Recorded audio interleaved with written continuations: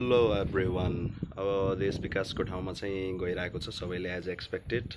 अनि अब विभिन्न राम्रो डिसिजनहरू पनि लिएको छन्। अब त्यो राम्रो डिसिजन्सहरूमा अझै कतिपय ठाउँमा चाहिँ राम्रो भयो नभयो भन्ने खालको डिबेट पनि भइरहेछन्। तर होप सबै कुरा राम्रो होस् होइन।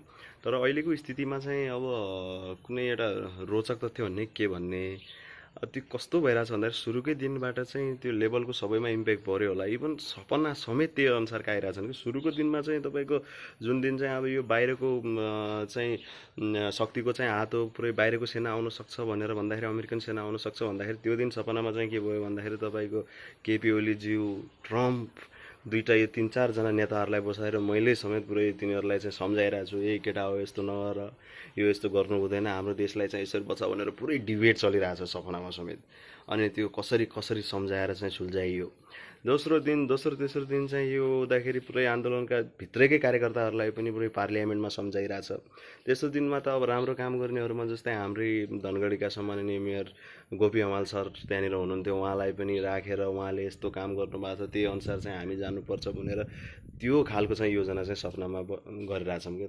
इभन कतिपय मान्छेहरू चाहिँ कहाँ भागिरहेछन्, कसको अवस्था के भयो, देशमा यस्तो भइरहेछ भनेर सपना समेत त्यो अनुसारका भइरहेछन् र योजना पनि त्यो अनुसारका। अब प्रधानमन्त्रीज्यूलाई चाहिँ सपनामा भेट्न पाएको छैन अहिले। तिनलाई पनि भेट्यो भने चाहिँ अब के अनुसार जाने, अहिलेका मन्त्रीज्यूहरूलाई पनि के गर्ने भनेर चाहिँ त्यो योजना पनि बन्छ होला। तर एउटा इम्प्याक्ट लेभल भनौँ न, त्यो हुँदाखेरि अब न्युजको अब सपना त आइ नै हाल्छ। तर त्यो देशमा चाहिँ त्यो स्थिति आउँदाखेरि चाहिँ त्यस्तो हुँदो रहेछ भन्ने कुरा चाहिँ देखियो त्यसबाट। अनि अहिलेको मन्त्रीज्यूहरूले चाहिँ राम्रो पनि गर्नुभएको छ, गर्नुहुन्छ होला, डिसिजनहरू केही धेरै राम्रो आएछन्।